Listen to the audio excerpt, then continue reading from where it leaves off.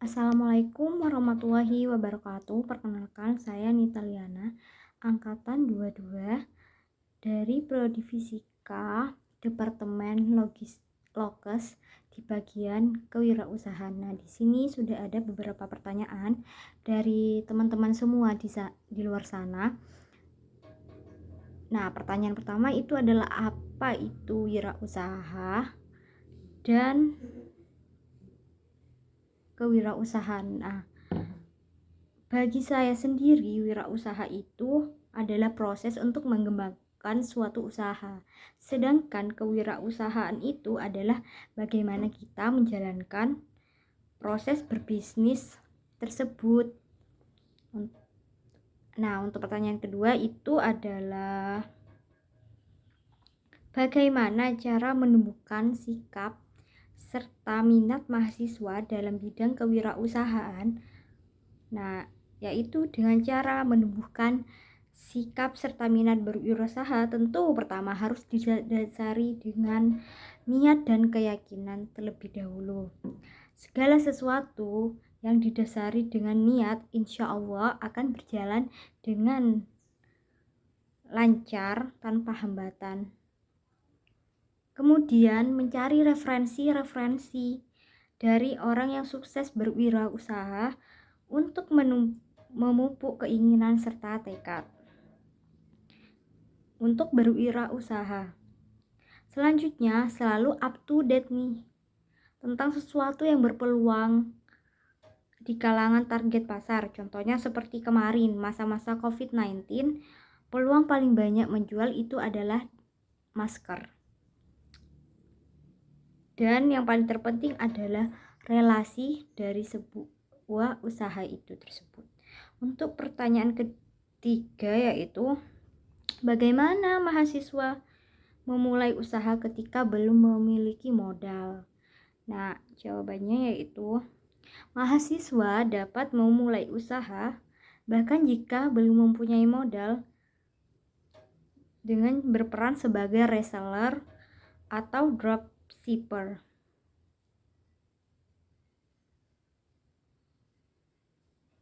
Nah, reseller itu jadi untuk reseller sendiri itu adalah modal yang dikeluarin untuk memasok barang dari produsen. Jadi itu kita mengeluarkan biaya modal terlebih dahulu untuk membeli barang-barang yang akan kita jual nantinya. Sedangkan untuk pengertian dari dropshipper itu adalah tidak perlu mengeluarkan modal sama sekali karena tugasnya itu hanya melakukan promosi penjualan saja. Jadi pengalaman saya itu menjadi dropshipper, yaitu tidak mengeluarkan modal sama sekali, tetapi kita hanya membuat pamflet dan menge-share produk-produknya. Nah, setelah nanti ada yang membeli, pembeli itu membayar pada kita. Nah, kita baru store kepada pihak tersebut gitu.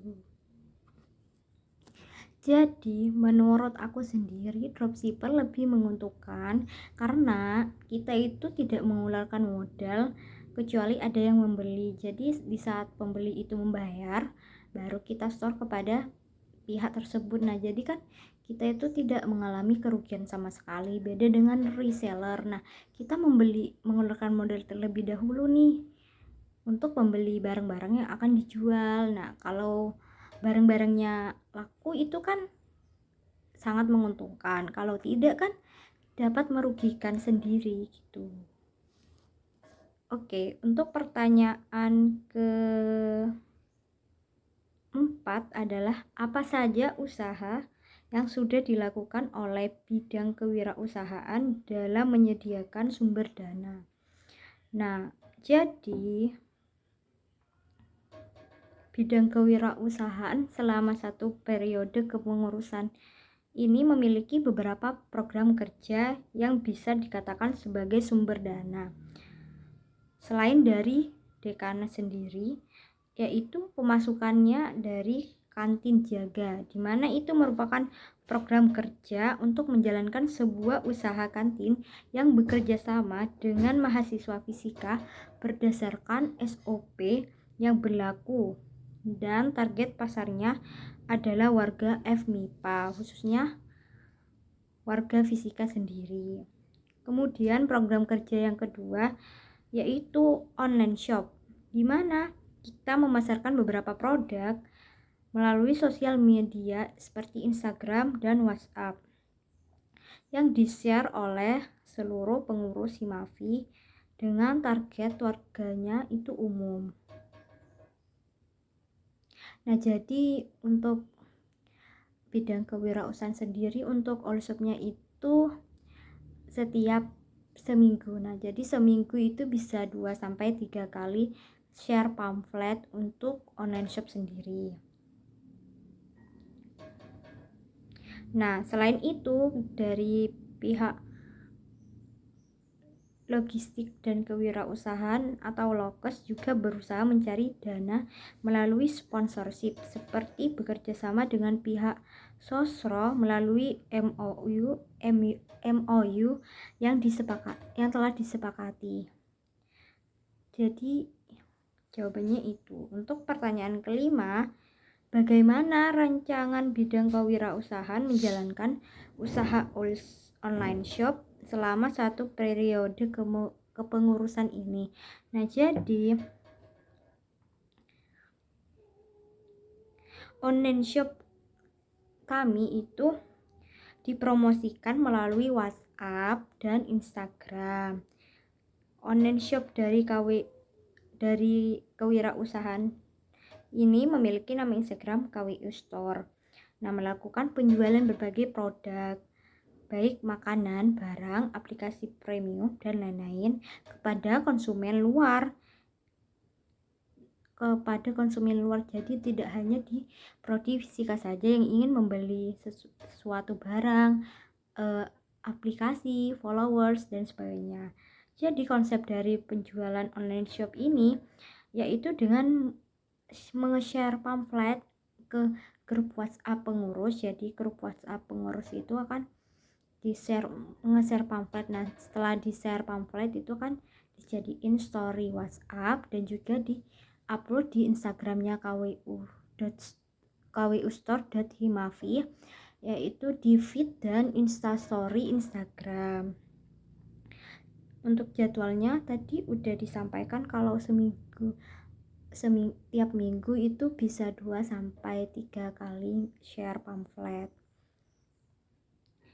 Nah, KWU sendiri sudah mengeluarkan produk seperti hijab segi 4, jilbab sport, pulpen, follower Instagram, view Instagram, like, dan followers TikTok dan YouTube. Serta KWU Store juga menjual aplikasi premium nih. Jadi buat teman-teman yang ingin membeli bisa langsung cek Instagramnya kwustore.himafi. Aplikasi premiumnya itu berisi Netflix, View, video, YouTube, Zoom, dan sebagainya. Dengan harga yang terjangkau dan juga berkualitas tentu saja. Nah, untuk pertanyaan ke-6 ini adalah, adakah penghambat kesuksesan bidang kewirausahaan dalam mencari dana selama ini? Jawabannya yaitu sejauh ini untuk kantin jaga itu alhamdulillah berjalan dengan lancar, tidak ada hambatan. Sedangkan dari online shop sendiri itu masih alhamdulillah lancar, tetapi cuman yang menjadi daya tarik konsumen di luar sana itu tetap masih aplikasi premium. Jadi untuk seperti jilbab sport, hijab segi 4, pulpen, followers TikTok, Instagram, dan YouTube itu masih memiliki peminat yang cukup rendah. Jadi online shop sendiri yang dijual di KWU itu yang peminatnya paling tinggi adalah aplikasi premium. Untuk pertanyaan ketujuh yaitu, apa harapan untuk bidang kewirausahaan ke depannya? Dan adakah sasaran bagi mahasiswa yang ingin memulai berwirausaha? Nah, jawabannya yaitu harapannya kita semakin dimudahkan menjalankan program kerja. Pemasukan untuk himpunan semakin berhasil. Nah, bagi mahasiswa yang ingin mulai berwirausaha, ada beberapa saran dari kami yang dapat membantu untuk memulai perjalanan wirausaha dengan lebih baik dan sukses.